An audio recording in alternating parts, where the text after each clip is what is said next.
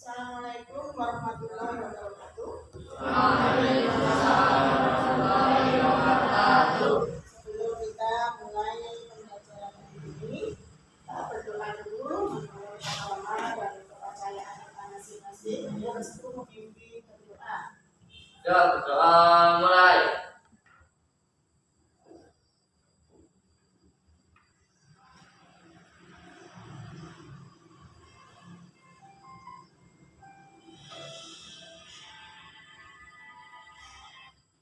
Doa selesai. Beri salam. Assalamualaikum warahmatullahi wabarakatuh. Waalaikumsalam warahmatullahi wabarakatuh. Bagaimana kondisi kalian sehat hari ini? Semangat. Di masa pandemi ini, di masa COVID-19 ini, kita harus selalu menjaga kesehatan baik dari diri kita sendiri ataupun di lingkungan kita. Yang pertama berawal dari diri kita sendiri dulu. Selalu rajin mencuci tangan dengan sabun di air yang mengalir, atau misalnya kalau tidak ada sarana itu pakai hand sanitizer seperti yang sudah kamu lakukan tadi. Terus selama kita dalam kondisi misalnya di ruangan seperti ini, menjaga jarak sebisa mungkin dan juga memakai masker. Mohon maaf, di sini Bu Guru lepas masker, tapi Bu Guru tetap memperhatikan jarak. Ya, nanti pada saat Bu Guru keliling dekat dengan kalian, Bu Guru akan memakai masker. Dan nanti di pembelajaran kita hari ini, pada saat kalian bertanya, pada saat kalian mengungkapkan pendapat, menjawab pertanyaan, boleh lepas masker supaya suaranya jelas dan terdengar. Begitu ya. Dan hindari juga kerumunan, jangan banyak bepergian, apalagi kondisi masih seperti ini. Kalau tidak sangat penting, maka tidak usah keluar. Sebelum kita mempelajari tentang teks eksposisi nanti, ini kan yang hadir nomor 17 sampai 31 ya. Berarti 15 anak. Ya, berarti hari ini masuk semua. Di sini ada 15 anak. Tidak ada yang izin, tidak ada yang sakit, semuanya masuk. Oke. Sekarang kita lihat dulu yang ada di tayangan ini tentang pembelajaran hari ini, teks eksposisi. Di pertemuan lalu kita sudah mempelajari juga teks eksposisi, tapi masih pada pengertian dan ciri-ciri teks eksposisi. Tujuan atau yang akan kita pelajari hari ini yaitu KD 3.5, mengidentifikasi informasi teks eksposisi berupa artikel ilmiah populer dari koran dan majalah yang didengar dan dibaca. IPK-nya mengidentifikasi unsur-unsur teks eksposisi, gagasan, dan fakta. Sedangkan tujuan pembelajaran pastinya nanti setelah pembelajaran ini kalian sebagai peserta didik dapat mengidentifikasi unsur-unsur teks eksposisi, khususnya yang berupa gagasan dan fakta. Itu tujuan pembelajaran hari ini. Terus sebelum kita lanjutkan lagi, penilaian yang akan kita lakukan di hari ini ada dua macam. Yang pertama, penilaian sikap. Sikap kalian selama mengikuti pembelajaran. Serius tidak, terus sering godani temannya apa tidak, itu masuk ke ranah penilaian sikap. Penilaian yang kedua adalah penilaian pengetahuan, yaitu nanti di akhir kalian akan mengidentifikasi teks eksposisi khususnya tentang pendapat dan fakta. Jadi dua penilaian itu yang akan kita laksanakan, akan kita ambil di pertemuan hari ini. Setuju? Setuju? Setuju. Kalau setuju berarti pembelajaran kita lanjut. Mengingat kembali sebelum kita masuk ke pendapat dan juga fakta. Minggu lalu kan kita sudah mempelajari tentang pengertian dan juga ciri-ciri teks eksposisi. Sekarang kita ingat kembali, kita mencoba mengingat kembali. Apa itu pengertian dari teks eksposisi? Ayo, Mutia, ya bagus, lepas lagi nggak boleh. Teks eksposisi adalah paragraf bersifat informasi atau membuat secara ringkas, jelas, padat, dan menarik untuk dibaca. Oke, bagus sekali, tepuk tangan untuk Mutia. Walaupun sudah pertemuan yang lalu, ternyata Mutia masih ingat tentang pengertian teks eksposisi. Kalian harus belajar seperti Mutia supaya bisa ingat apa yang sudah kita pelajari. Yang kedua tentang ciri-ciri teks eksposisi. Safina, ya buka maskernya boleh. Ciri-ciri teks eksposisi adalah satu, menjelaskan informasi atau pengetahuan. Ya, terus? Penulisan yang ringkas, singkat, atau jelas. Ya, bagus sekali. Safina, tepuk tangan untuk Safina. Adakah yang mau menambahkan dari cirinya? Apakah hanya dua? Hanya dua kah? Masih ada? Masih. Ayo coba Lukman. Lukman, tambahkan Lukman. Tulisan bersikapnya dan jelaskan. Ya. Menggunakan bahasa baku. Oke, bagus sekali. Tepuk tangan untuk Lukman. Nah, dari 4 ciri tadi, sebenarnya masih ada satu lagi ciri dari teks eksposisi. Ya, masih ada satu ya. Ayo Rofi. Tidak bersifat netral dan objektif. Artinya tidak memaksakan kehendak penulis pada pembaca. Iya, jelas sekali di situ disebutkan oleh Rofi bahwa bersifat netral, objektif, tidak berpihak kepada siapapun. Tepuk tangan juga untuk Rofi dong. Nah, ini permulaan pembelajaran hari ini. Gimana? Kalau seperti ini kan hidup ya, suasana kelas karena kalian sudah siap dengan pembelajaran. Jadi Ibu harapkan di pembelajaran berikutnya semuanya akan lebih baik lagi dan lebih lancar. Dari situ kita mengingat tadi pengertian dan juga ciri teks eksposisi. Nah, untuk pembelajaran hari ini, Bu Guru akan memutarkan sebuah video. Pada saat video nanti diputar, kalian siapkan kertas dan juga pulpennya untuk mencatat informasi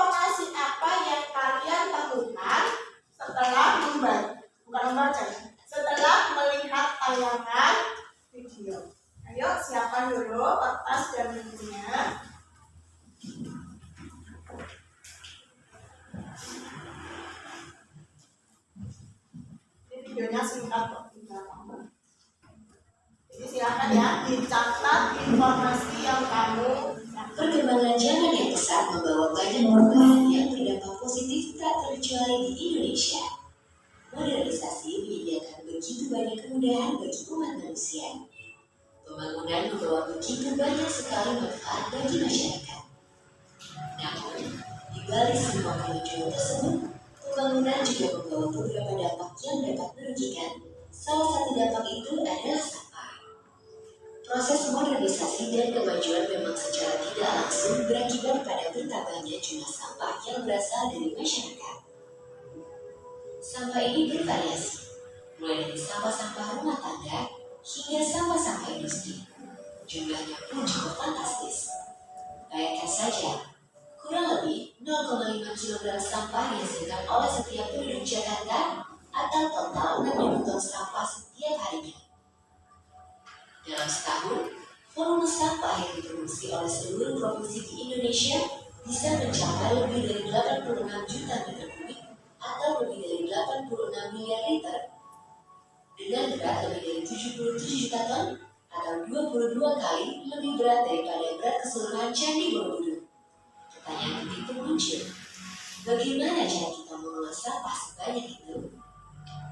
Pada sistem standar pengelolaan sampah yang kita lakukan saat ini, sampah dikumpulkan oleh petugas kebersihan kemudian dibawa ke tempat pembuangan sementara untuk dipilih mana yang masih memiliki nilai lebih seperti nilai ekonomis, nilai manfaat, dan sebagainya, serta mana yang memang harus dibuang ke TPA. Masalah muncul karena jumlah dan kapasitas TPA tidak cukup untuk menampung seluruh sampah yang dibawa ke sana. Sekitar 13,8 juta meter kubik atau sekitar 13,6 juta ton sampah tetap berakhir di tempat pembuangan akhir di seluruh Indonesia. Karena itu, perlu ada pendekatan yang berbeda dalam pengelolaan sampah sehingga pengelolaan dapat dilakukan dengan lebih efektif dan efisien sehingga dapat menghemat waktu, tenaga, dan biaya. Berdasarkan studi dan riset yang dilakukan oleh ISWA, sistem pengelolaan sampah yang baik harus memperhatikan 5 aspek penting yang harus dipenuhi, yaitu 1. Aspek hukum. Aspek ini merupakan aspek paling mendasar dalam menyusun sistem pengelolaan sampah suatu negara. Setelah melalui perjuangan selama 8 tahun, akhirnya ISWA bersama pemerintah berhasil melahirkan Undang-Undang Nomor 18 Tahun 2008 tentang pengelolaan sampah. Melalui undang-undang ini, diharapkan segala perencanaan, kebijakan, dan peraturan yang menyangkut semua pihak terkait dalam masalah ini mempunyai dasar hukum yang kuat. Mulai dari titik ini pula diharapkan tahapan law enforcement dalam pengelolaan sampah dapat diterapkan untuk menciptakan disiplin bersih di masyarakat Indonesia. 2. Aspek kelembagaan. Dalam sebuah sistem tata kelola sampah, pembagian peran dan tanggung jawab dari masing-masing stakeholder terkait sangatlah penting sehingga tidak ada tumpang tindih peran dan lempar-melempar tanggung jawab seperti yang terjadi saat ini. Mengacu pada Undang-Undang Nomor 18 Tahun 2008, peran regulator dan operator harus jelas dan dapat berkoordinasi baik serta bekerja sama dengan masyarakat dengan prinsip kemitraan sehingga dapat saling mendukung dan menciptakan sebuah sistem pengelolaan yang terpadu. 3. Aspek pembiayaan. Setiap proses yang dilakukan dalam sistem pengelolaan sampah membutuhkan biaya yang tidak sedikit. Mulai dari pengangkutan awal dari rumah penduduk menuju TPS, pemilahan di TPS, pengangkutan menuju TPA, hingga pengelolaan sampah di TPA. Artinya, diperlukan sebuah manajemen biaya yang efisien dengan memperhitungkan semua biaya serta skema pembiayaannya sehingga beban pembiayaan tidak tertumpu pada pemerintah semata dan pelaku-pelaku kebersihan dapat memperoleh manfaat tambahan dari jasa yang mereka lakukan. 4. Aspek teknologi. Banyak peneliti dan penggiat lingkungan mencoba mengembangkan teknologi pengelolaan sampah seperti insinerator, composting, dan masih banyak lagi. Penemuan-penemuan ini dianggap dapat menjadi alternatif solusi dari permasalahan sampah yang ada di dunia. Namun, setiap pemilihan dan pengaplikasian inovasi dan pengembangan teknologi yang relevan dengan pengelolaan sampah harus selalu dicermati agar sesuai dengan kebutuhan dan keadaan lingkungan sekitar sehingga pemanfaatannya menjadi lebih optimal. 5. Aspek sosial budaya. Sebaik apapun peraturan perundangan dan sistem pengelolaan sampah yang dibuat, tidak akan berjalan baik apabila tidak tersampaikan kepada masyarakat dan stakeholder terkait. Komunikasi yang baik dan berkesinambungan atau sustain menjadi kunci kesuksesan dalam mengaplikasi keempat aspek lain yang merujuk pada perubahan perilaku dari semula tidak terlalu peduli dengan kebersihan menjadi lebih sadar, butuh, dan cinta akan kebersihan yang mengarah pada pembentukan budaya bersih.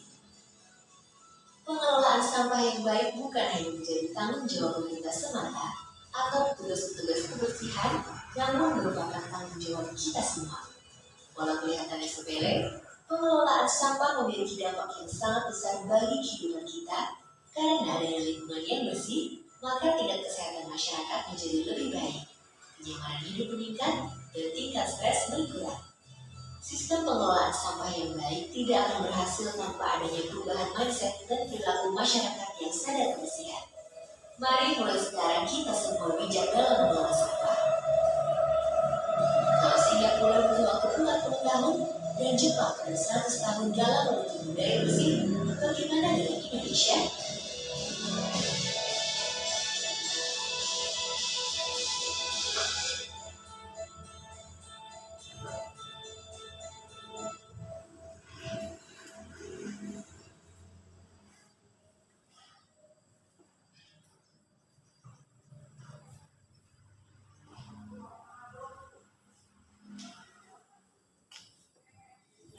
Itu tadi video tentang pengelolaan sampah ya.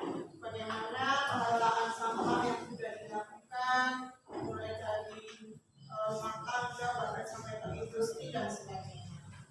Dari video tadi, informasi apa? Atau apakah kalian bisa mendapatkan informasi yang bisa kalian ungkapkan? Apakah ada informasi yang kalian dapatkan? Ada tidak? Ada. Banyak sekali informasi yang bisa kalian peroleh dari hasil melihat tayangan video tadi. Coba, saya atau Bu Guru akan bertanya kepada kalian, informasi apa yang setelah kalian mendengarkan atau melihat tadi tayangan video itu, dari video itu kalian mendapatkan apa? Ya, rival.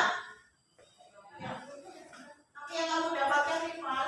Modernisasi menyediakan banyak kemudahan bagi umat manusia. Ya, modernisasi menyediakan begitu banyak kemudahan bagi manusia. Kita kunci dulu informasi yang sudah didapat oleh rival. Yang kedua, mana ini? Pembangunan membawa banyak sekali manfaat masyarakat. Pembangunan membawa banyak sekali manfaat, tambahin untuk ya. Pembangunan membawa banyak sekali manfaat untuk masyarakat. Ya, kita kunci kembali. Sudah dapat 2 informasi. Yang ketiga, Kori.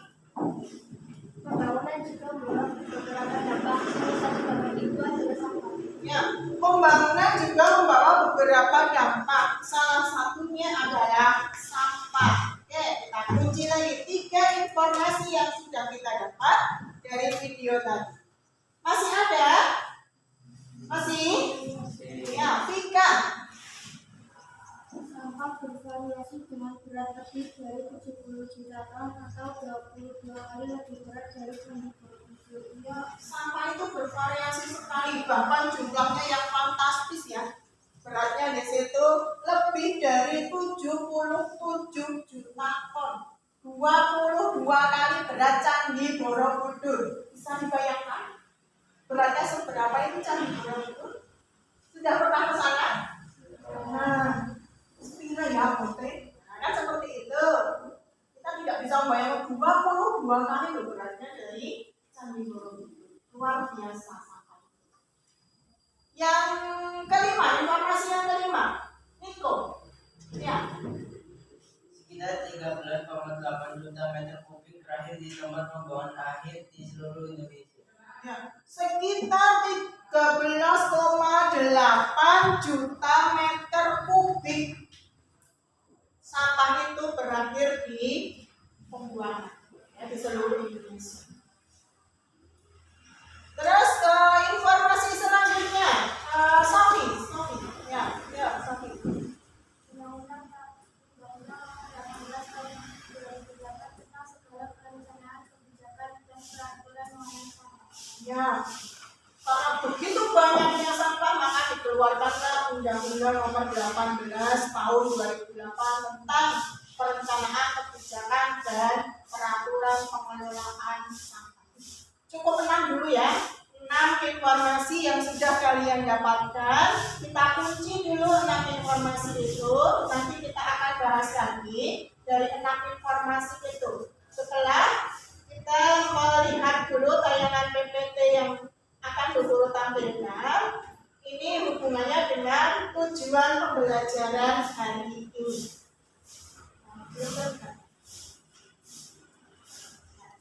Dari belakang bisa dilihat dengan jelas. Yang pertama, tadi sudah Guru ungkapkan di awal ya, bahwa kita hari ini mengidentifikasi informasi teks eksposisi berupa artikel ilmiah populer dari koran dan majalah yang bisa didengar ataupun dibaca. Makanya tadi Guru tayangkan video, tidak hanya teks. Terus IPK-nya mengidentifikasi unsur-unsur teks eksposisi yang berupa gagasan dan fakta. Jadi pada dasarnya intinya nanti tujuan pembelajaran hari ini adalah ini. Kalian dapat mengidentifikasi unsur-unsur teks eksposisi yang berupa gagasan dan fakta. Itu saja pembelajaran hari ini tujuannya. Nah, kita lanjutkan. Ini mengingat pembelajaran yang sudah lalu. Tadi sudah Guru tanyakan juga pengertian teks eksposisi. Bahwa teks eksposisi itu merupakan karangan bersifat informasi atau pengetahuan secara ringkas, padat, menarik untuk dibaca. Bisa berupa paragraf, bisa berupa wacana, bahkan tadi yang Guru tanyakan berupa video. Nah, jadi tidak hanya berupa teks saja, tapi bisa berupa video. Tujuan dari adanya teks eksposisi itu pastinya untuk menjelaskan informasi tertentu agar pengetahuan pembaca bertambah. Nah, biasanya teks eksposisi ini akan membahas bidang ilmu tertentu, misalnya tentang pendidikan, tentang ekonomi, tentang kesehatan, dan juga bidang-bidang lainnya. Misalnya bidang keuangan, bidang kepegawaian, bisa juga.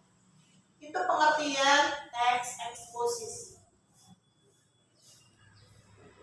Ini tadi yang sudah juga kalian jawab dari pertanyaan Guru. Apa sih ciri-ciri teks eksposisi? Ini karena sudah pertemuan minggu lalu sudah, jadi kalian sudah bisa menjawab tadi. Yang pertama, menjelaskan informasi atau mengenai suatu topik tertentu. Yang kedua, bentuk penulisannya lugas, singkat, padat, jelas. Lugas, singkat, padat, jelas, tidak bertele-tele. Ya, jadinya langsung ke inti pokok permasalahan. Itulah teks eksposisi. 3. Tulisan berisi fakta dan gagasan. Nah, ini yang akan kita pelajari hari ini tentang fakta dan gagasan. 4. Menggunakan bahasa baku, bahasa resmi, bukan bahasa keseharian, bukan bahasa pada saat kita berbicara dengan teman, dengan orang, bukan. Tapi bahasanya adalah bahasa yang resmi, karena ini lebih ke teks, bahasa tulisan. Bahasa tulis kan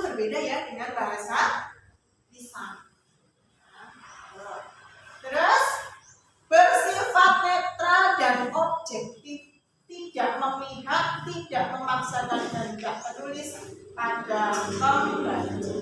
Itulah ciri teks eksposisi. Nah, sekarang unsurnya ini yang kita bahas hari ini ya. Jelas ya dari belakang ya. Di ringkasan yang sudah Bu Guru berikan itu juga sudah ada. Kalau misalnya tidak terlalu jelas yang ada ditanyakan, kalian bisa sambil menyimak yang sudah Bu Guru bagikan materi. Bahwa di dalam unsur teks eksposisi itu ada dua hal penting, yaitu gagasan dan pendapat. Gagasan disebut juga dengan ide atau opini. Di situ ditampilkan bahwa ciri-ciri gagasan satu, tidak dapat atau belum bisa dibuktikan kebenarannya. Jadi belum jelas. Benarnya itu belum jelas. Yang kedua, bersifat subjektif. Diikuti pendapat, saran, uraian, penjelasan terhadap suatu masalah atau kejadian. Tiga, berdasarkan pendapat pribadi. Berdasarkan pendapat pribadi, menunjukkan peristiwa yang belum pasti terjadi. Menggunakan kata-kata sifat, contohnya mungkin, rasanya, seperti. Kalau jumlahnya biasanya kira-kira, kurang lebih, kurang dari, tidak pasti. Terus menggunakan kata-kata yang sifatnya memberi saran atau solusi. Sebaiknya kita itu adalah ciri-ciri pendapatnya atau opini, karena belum pasti. Itu tentang opini. Ini contohnya kalau dalam kalimat. Pengelolaan hutan tidak menunjukkan adanya tanda-tanda perbaikan dibanding tahun sebelumnya. Tidak menunjukkan tanda-tanda perbaikan dibanding tahun sebelumnya. Tahun sebelumnya itu tahun kapan? Tidak dijelaskan. Maka itu masuk ke gagasan. Kuncinya ini di tahun sebelumnya. Kecuali di sini misalnya pengelolaan hutan tidak menunjukkan adanya tanda-tanda perbaikan dibanding tahun 2020. Kan jelas tahunnya ya, tertulis dengan jelas 2020. Tapi kalau di sini sebelumnya berarti tidak jelas tahun. Maka masuknya gagasan atau opini. Contoh yang kedua, sering mandi di malam hari bisa menyebabkan rematik. Kenapa masuk gagasan? Karena tidak semua orang yang mandi malam hari terkena masih bisa dibantu. Mandinya pakai air apa? Tidak pernah air mandi. Ya, kecuali dengan air cinta. Tiga, sepertinya nanti sore akan turun hujan deras yang disertai dengan angin kencang. Sepertinya, berarti kan masih kira-kira. Seperti dalam perakiraan cuaca itu sudah pasti apa belum? Belum, itu masih pendapat. Itu contoh dari pendapat. Kita masuk ke yang kedua, fakta. Fakta. Keadaan atau peristiwa yang merupakan kenyataan sesuatu yang benar-benar terjadi. Cirinya apa di situ? Satu,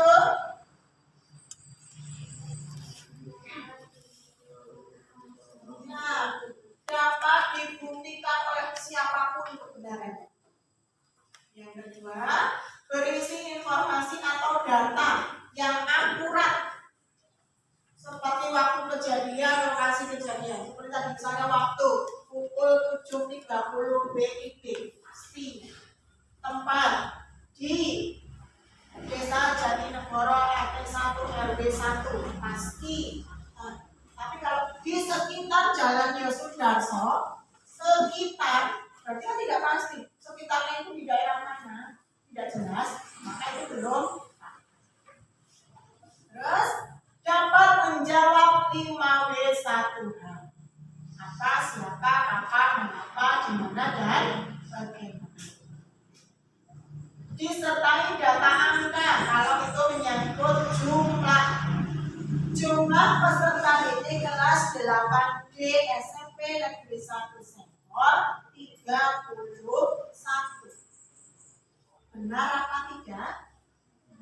Benar. Berarti kalau sudah benar disebut dengan fakta. Karena jelas. Yang terakhir, berasal dari sumber terpercaya, misalnya narasumber yang kompeten dari hasil penelitian dengan disertai data itulah ciri-ciri dari fakta. Sekarang kita lihat contoh.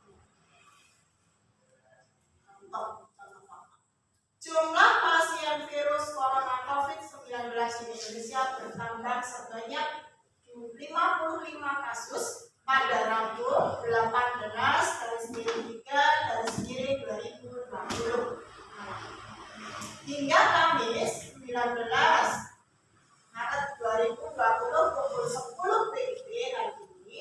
Total pasien yang positif COVID-19 di Indonesia menjadi 227 kasus dengan 11 sembuh dan 19 meninggal. Jumlah yang disebutkan di situ pasti apa tidak? Pasti apa tidak? Pasti. Tahunnya, tanggalnya jelas? Jelas. Makanya disebut dengan fakta. Yang kedua, contohnya kedua. Berdasarkan data FAO tahun 2020, hutan dunia termasuk hutan Indonesia secara total menyimpan 289 gigaton karbon dan memegang peranan penting menjaga kestabilan iklim dunia. 2010 jelas tahunnya 289 gigaton, jelas jumlah benarnya. Berarti masuknya ke fakta. Jadi kalian sudah bisa membedakan ya antara pendapat dengan fakta. Sudah ciri-cirinya dijelaskan, sudah diberi contoh. Adakah yang mau bertanya dulu, khususnya mengenai gagasan dan fakta? Ada yang mau bertanya atau belum jelas misalnya? Sudah jelas? Sudah. Kalau sudah, kita coba ambil lagi 6 informasi tadi yang kalian sebutkan tadi ya. Karena kita tadi sudah belajar tentang fakta dan pendapat, maka kalian mencoba untuk mengidentifikasi informasi yang kalian dapatkan tadi. 6 informasi tadi. Apakah berupa fakta atau berupa pendapat?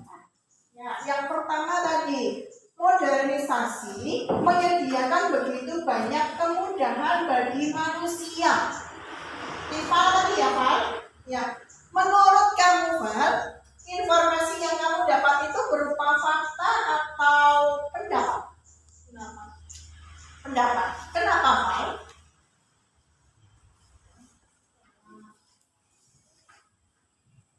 Ada yang bisa membantu, Val? Menjelaskan kenapa itu disebut dengan pendapat? Ada penelitian kalau ada yang bantu? Ada tidak? Oke, kalau tidak ada berburu. Modernisasi menyediakan begitu banyak kemudahan, begitu banyak. Itu kan jumlah ya? Jumlahnya pasti apa tidak? Tidak. Nah, itulah alasannya kenapa disebut sebagai pendapat, karena jumlahnya tidak pasti. Yang kedua, pembangunan membawa banyak sekali manfaat untuk masyarakat. Valeri tadi ya?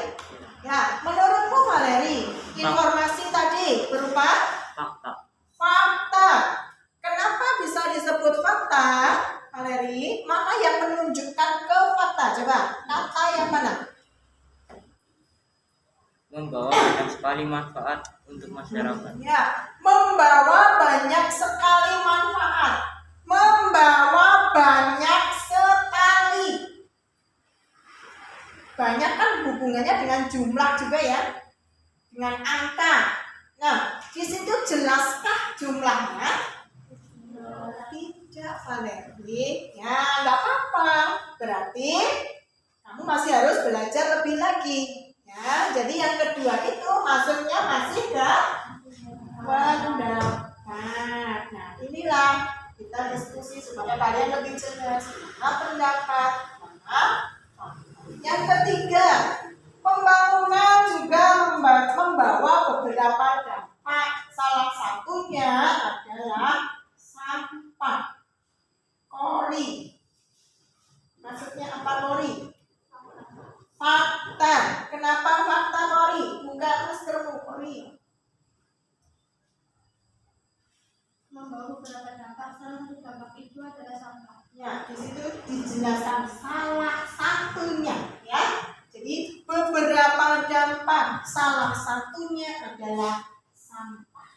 Beberapanya memang tidak jelas, tapi yang ini lebih dijelaskan adalah sampah. Jadi maksudnya ke fakta. Sampah bervariasi dengan berat lebih dari 77 juta ton. Tadi Vika ya? Ya, mana Vika? Ya, masuknya fakta apa pendapat Vika? Pendapat. Mana yang cenderung ke pendapat? Kata apa di situ? Yang belum jelas. Sampah bervariasi dengan berat lebih dari, itu ya, kata lebih dari 77 juta ton. Lebihnya sekilo, 2 kilo, 3 kilo, atau berapa kilo? Dijelaskan atau tidak? Ya, maka masuknya pendapat. Tadi informasi yang keempat, sekarang yang kelima. Sekitar 13,8 juta meter kubik berakhir. Niko, maksudnya pendapat. Ya, betul. Karena di situ ada kata iya, sekitar. Berarti jumlahnya belum pasti. Yang terakhir, Sofi. Undang-Undang Nomor 18 Tahun 2008 tentang segala perencanaan kebijakan tentang sampah. Fakta apa opini, Sofi? Fakta. Ya, karena di situ jelas Undang-Undang Nomor itu jelas bisa dibuktikan kebenaran. Dari 6 informasi tadi, kalian sudah mencoba untuk membedakan mana fakta, mana pendapat. Sudah jelas? Kalau belum, boleh bertanya. Guru memberikan kesempatan seluas-luasnya. Misalnya kalian belum jelas, silahkan bertanya.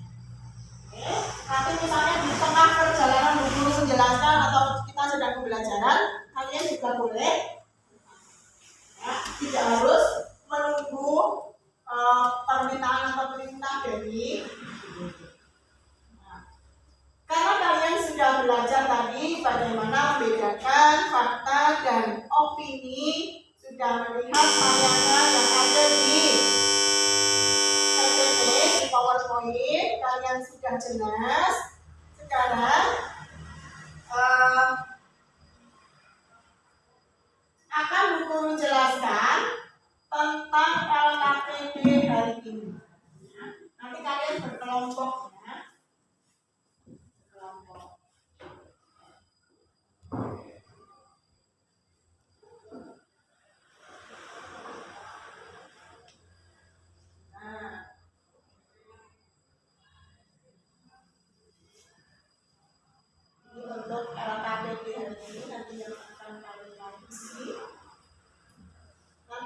guru berikan satu teks judulnya tentang pembelajaran daring. Kalian mengidentifikasi mana yang masuk ke dalam gagasan, mana yang masuk ke dalam fakta. Ya, ada 5 nomor masing-masing di situ. Jadi kalau kalian bisa menemukan 5 fakta dan 5 gagasan dengan benar, maka nilaimu 100.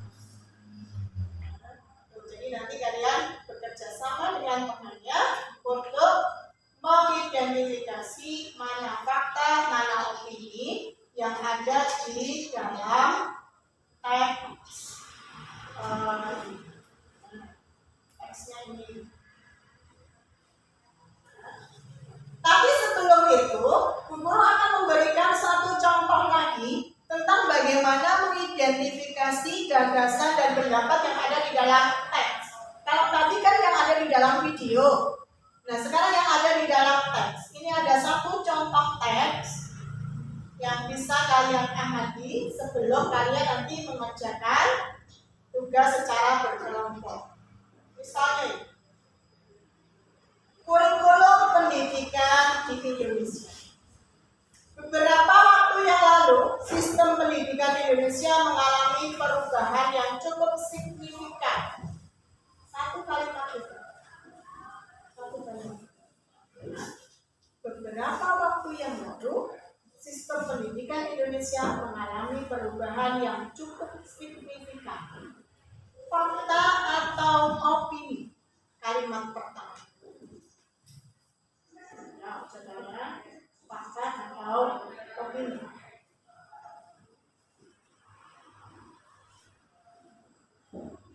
Restu? Fakta atau opini? Kalimat pertama. Fakta. Beberapa waktu yang lalu, sistem pendidikan Indonesia mengalami perubahan yang cukup signifikan. Cukup signifikan itu artinya drastis, ya? Drastis. Sudah dijelaskan belum di situ perubahannya seperti apa? Betul. Nah, berarti kalimat pertama itu adalah makanya harus jeli melihatnya. Yang kedua, perubahan yang dimaksud adalah perubahan kurikulum yang digunakan. Tadinya kurikulum 2006, sekarang beralih ke kurikulum 2013. Jelaskah perubahannya? Masuknya ke fakta. Itulah perbedaan fakta dan opini. Kita harus benar-benar jelas di dalam memahami kalimat yang ada di dalam teks. Coba satu lagi itu. Meskipun demikian, masih ada beberapa sekolah yang masih menggunakan kurikulum 2006 dan belum berganti ke kurikulum baru. Fakta atau opini? Meskipun demikian, masih ada beberapa. Pasti apa tidak jumlahnya? Berarti maksudnya? Sampai di situ sudah jelas? Kalau sudah jelas, guru bagi teksnya dengan kalau yang berbentuk kelompok, ya. Kelompoknya nanti masing-masing 3 anak. Guru mengambil dengan teknik Jisoo. Guru nanti menghitung sampai 5. 1, 2, 3, 4, 5. Berarti yang dapat nomor 1 bergabung dengan nomor 1, nomor 2 bergabung dengan nomor 3, 4, dan sampai ke kelompok 5. Jelas? Oke. Guru hitung dari ujung sini depannya. Ulang sistemnya. 1, 2, 3, 4, 5. Kembali lagi. 1, 2, 3, 4, 5. 1, 2, 3, 4, 5. Oke, silakan bergabung. Yang nomor 1 dengan nomor 1, nomor 2 dengan nomor 2, 3 dengan 3, 4 dengan 4, dan 5 dengan 5. Kelompok 1 di sini, ya. Kelompok 2 belakangnya. Kelompok 3. Kelompok 3 tiganya di sini aja. Kelompok 3, kelompok 4, kelompok 5. Yuk, silakan membentuk kelompok yang sudah lulus. Kursinya digeser, perhatikan jaraknya, tetap jaga jarak. Yuk, ini kan kelompok 1 ya. Yuk, mejanya, kursinya ada yang di depan sini 1. Kursinya. Ngambil yang paling dekat, ngambil yang paling dekat sini di jari ini. Ambil yang paling dekat. Sini kamu dekat sini, biar menjaga jarak. Oke, seperti itu. Kamu kelompok 2 menghadap ke belakang, ya. Terus takutnya belakangnya samping. Kelompok 3, kelompok 4, dan kelompok 5. Yuk, jalan laksanakan.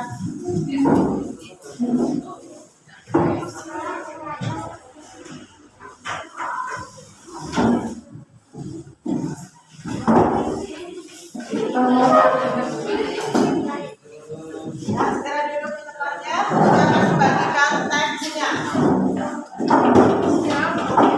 Yang teks kemarin boleh kita ambil teks yang baru.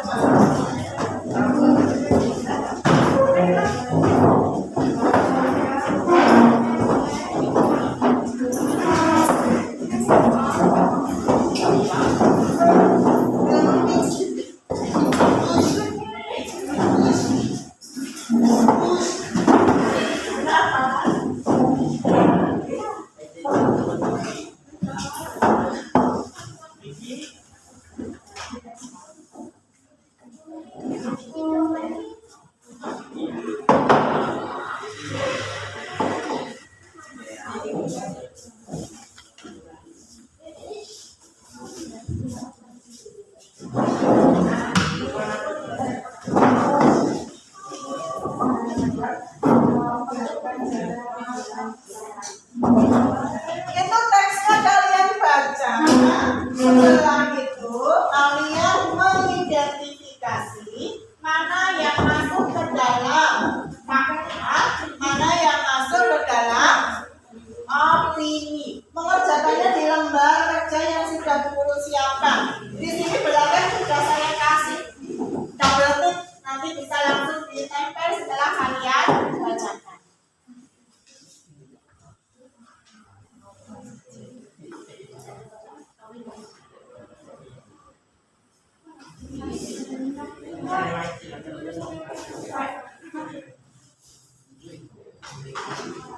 Jangan lupa nama kelompoknya ditulis.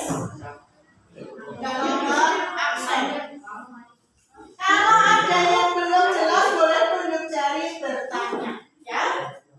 Silakan dikerjakan, waktunya 20 menit dari sekarang. Yuk.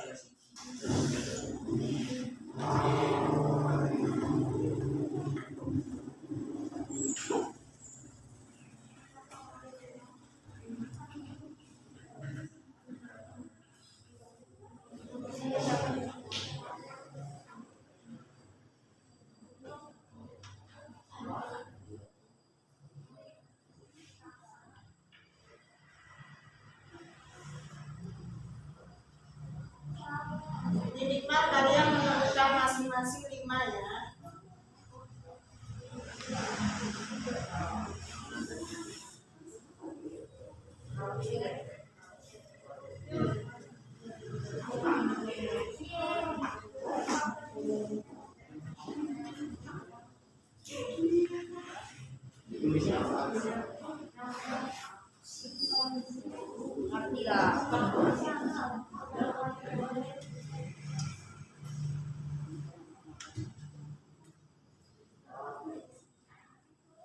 Ya.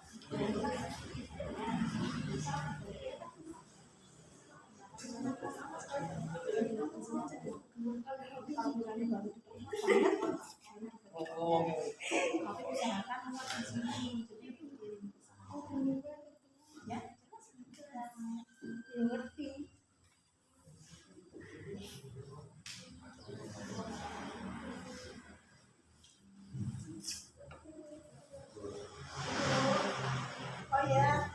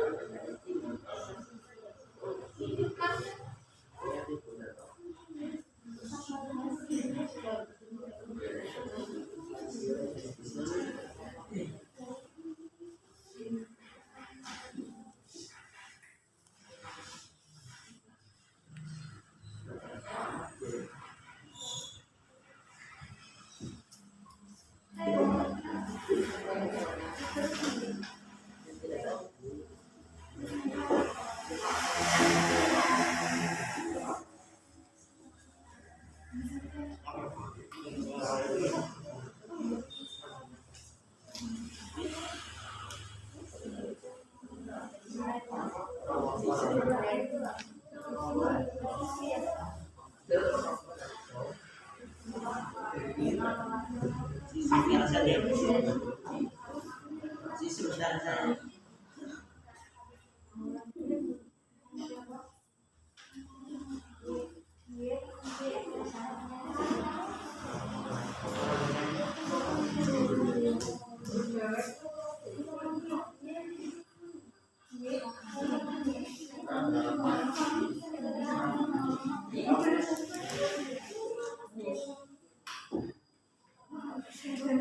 Lanjut lagi ya. Selesaikan dalam waktu.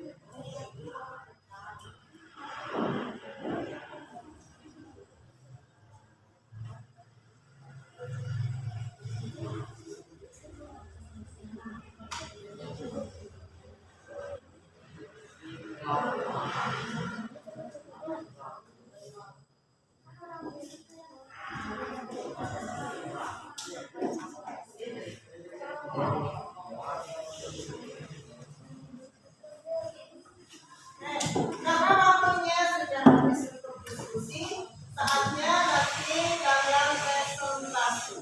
Ya, silakan.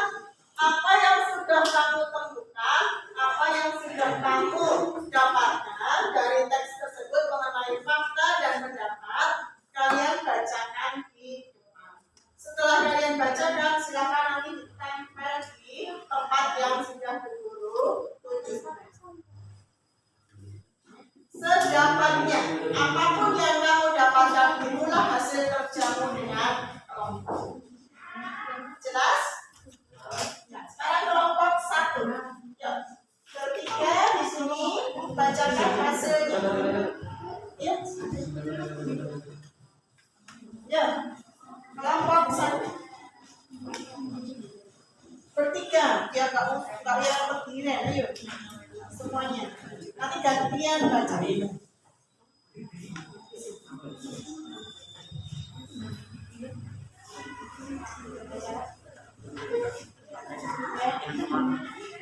Silakan bacakan hasilnya. Gagasan. Buka maskernya nggak? Biar jelas. Nampaknya ada hal-hal buruk yang mungkin terjadi. Terus, Bagaimana yang pernah disampaikan oleh penulis. Walhasil mereka mudah bosan. Demikian dampak bagi dunia pendidikan sangat jelas negatifnya. Mengingat COVID-19 ini belum berhenti hingga sekarang.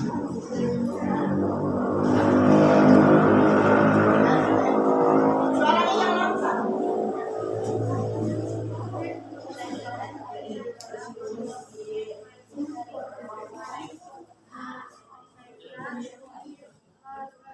Adanya wabah pandemi COVID-19 yang melanda dunia. Guru, siswa, dan orang tua seluruh Indonesia dipaksa. Para guru yang terbiasa menyampaikan secara langsung dan mengajari dengan metode belajar yang tradisional tentunya sempat mengalami kesulitan.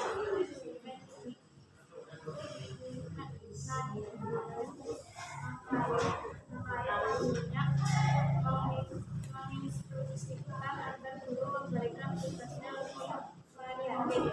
Sementara para orang tua mereka kewalahan apabila bisa membantu tugas anak-anaknya yang belajar di rumah. Tepuk tangan dulu untuk kelompok 1.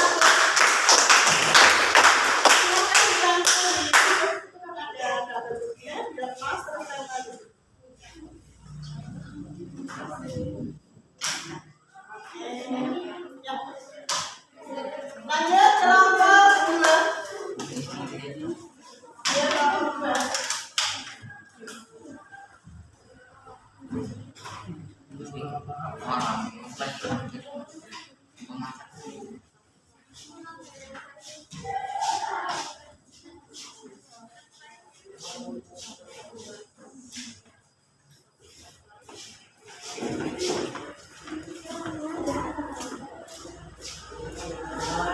Pada saat baca boleh dibaca. Gagasan. Anggapnya ada hal-hal buruk yang mungkin terjadi. Ini terjadi setelah angka COVID-19 naik sekitar bulan Maret 2020. Jumlah guru yang gaptek di Indonesia masih banyak, terutama mereka yang berusia tua. Walhasil mereka mudah bosan. Demikian dan dampak COVID-19 bagi dunia berpendidikan sangat negatifnya. Semua pihak harus dikatakan terdapat. Itu dapat. Kata pembelajaran daring adalah konsekuensi dari mereka banyak wabah pandemi COVID-19 yang melanda dunia.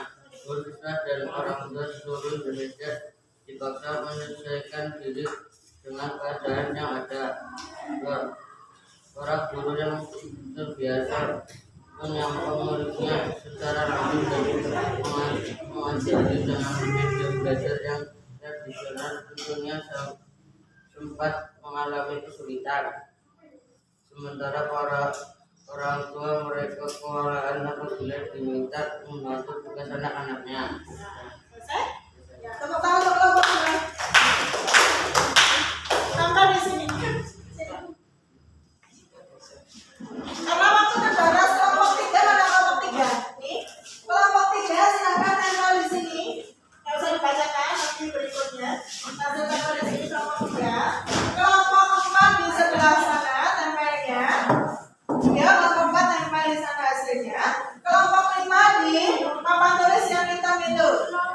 Ya, ya, angkat dulu.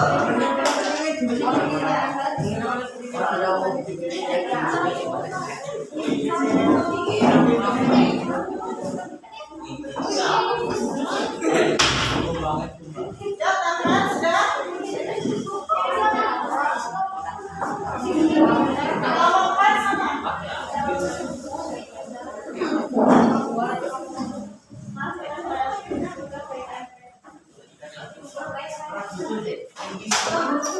Oh, begitu kalau ini.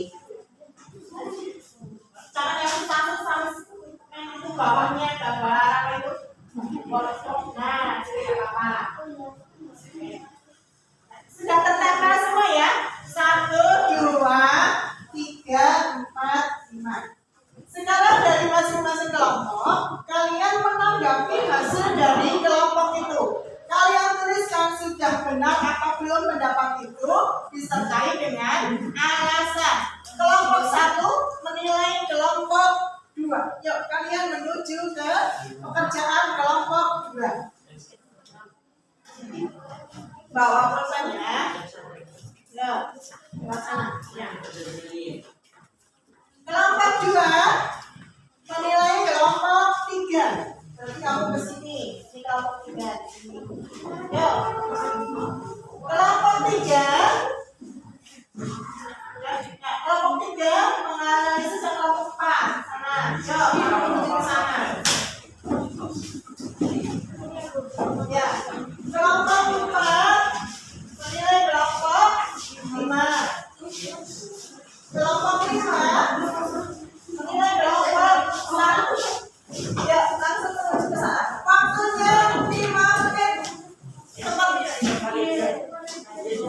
Langsung benar sama alasannya apa? Ayo ya, kelompok 5.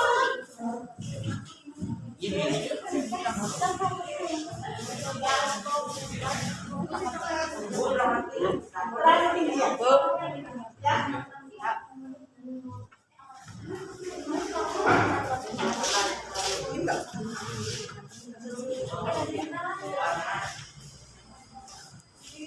Tadi sini dulu presentasinya nanti jangan apa-apa.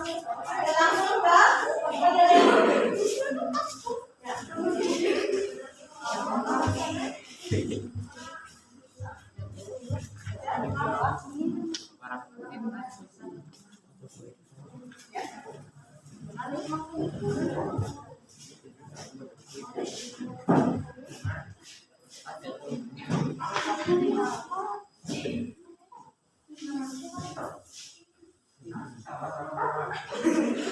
Gak apa-apa, sesuai dengan pendapatmu masing-masing. Itu sudah salah apa masih salah apa sudah benar. Dengan berikan alasannya seperti Bu Guru tadi alasannya. Oh, ini jumlah seharusnya pasti. Gitu. Ya.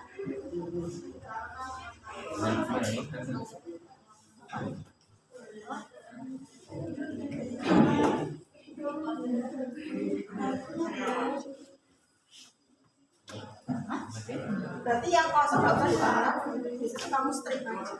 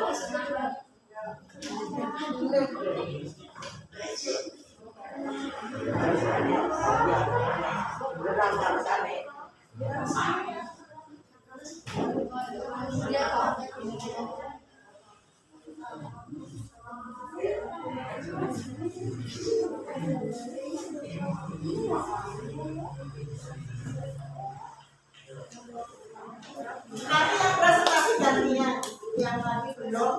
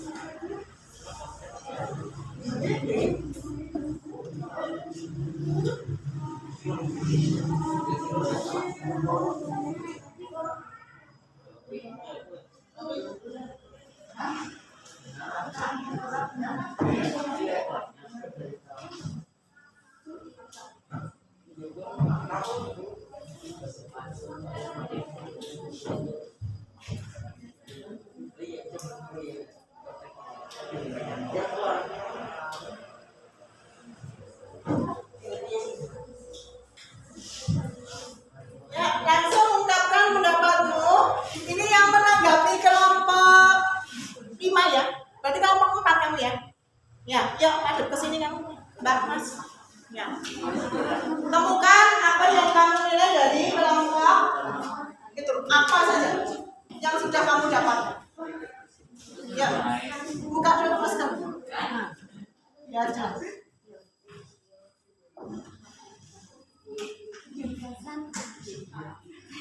Benar karena kakak setiap bulan Belum menunjukkan fakta. Ya, oke. Baru satu ya. Ya. Masih ada lagi? Oh ya, satunya yang nomor 2. kata Indonesia semakin banyak Yang mantap, Mbak. karena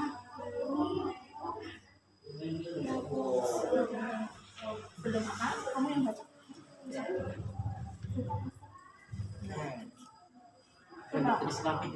Gak apa-apa.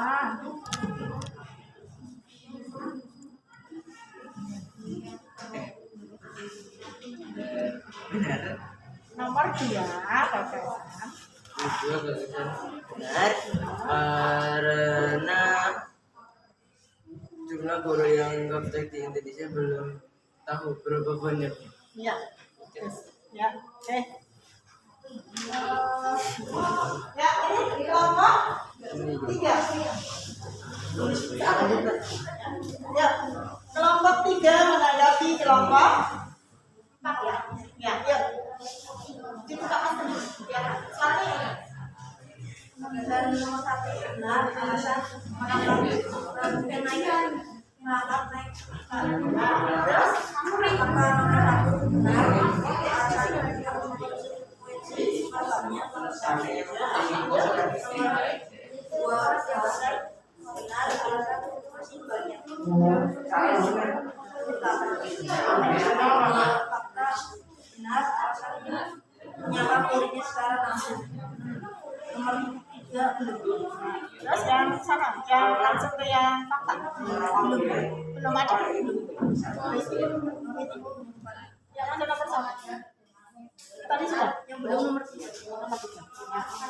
Gagasan nomor 4 salah dirongkok. Fakta nomor 4 benar alasan kewalahan membantu tugas akhir. Gagasan nomor 5 benar sangat luas negatifnya. Fakta nomor 5 belum. Sudah? Oke. Anak-anakku, karena waktunya sudah habis untuk presentasi hari ini, kalian kembali ke tempat duduk masing-masing. Kita akan menyimpulkan pembelajaran hari ini. Yuk. Yuk, silakan duduk ke tempat duduknya semula.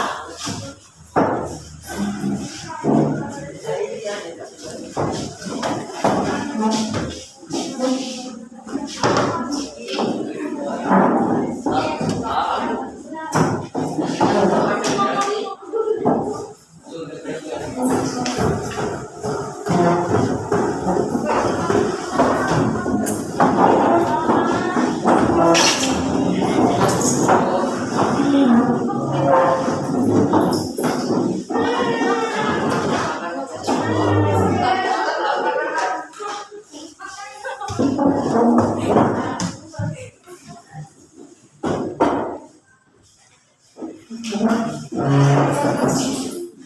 sudah duduk semua tempat masing-masing. Jadi, hari ini kita sudah melakukan pembelajaran mengidentifikasi tentang teks eksposisi khususnya pendapat dan fakta. Sebelum kita mengakhiri pembelajaran, kita akan mencoba merefleksi dulu pembelajaran hari ini. Gimana? Pembelajaran hari ini menyenangkan atau tidak? Menarik? Berarti ke depannya kita akan berusaha untuk pembelajaran atau proses pembelajaran akan kita teruskan kembali dengan sistem-sistem yang berbeda. Dari hasil pembelajaran hari ini, adakah yang mau mencoba untuk menyimpulkan? Cak, buka maskernya. Pembelajaran hari ini kita membahas tentang fakta yang terdapat dalam teks eksposisi. Fakta adalah suatu kejadian yang benar-benar terjadi dan bukan mitos serta dapat dibuktikan kebenarannya. Pendapat adalah ide atau pikiran seseorang yang biasanya bersifat tidak objektif dan belum dapat dibuktikan kebenarannya. Bagus sekali. Tepuk tangan.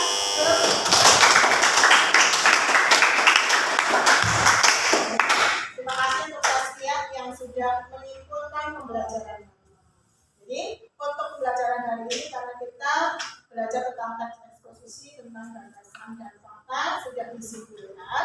Guru ingin mengingatkan kembali tadi proses pembelajaran itu yang bersifat kelompok. Sedangkan yang bersifat mandiri nanti silahkan buka di Google Classroom kalian masing-masing. Di situ sudah Bu Guru siapkan satu teks dan kalian harus mengidentifikasi bagian teks eksposisi tadi mana yang fakta dan mana yang opini. Silakan dikerjakan nanti sepulang sekolah. Bu Guru tunggu sampai malam nanti pukul 23.59 WIB. Jelas? Artinya mau bertanya dulu tentang pembelajaran hari ini? Sudah jelas semua?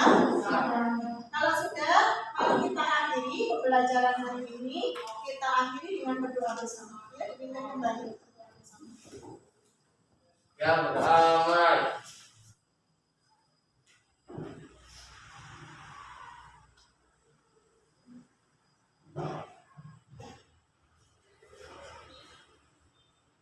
Doa selesai. Beri salam. Assalamualaikum warahmatullahi wabarakatuh. Waalaikumsalam warahmatullahi wabarakatuh. Ya, kita beri aplaus yang bareng-bareng untuk pembelajaran kita hari ini.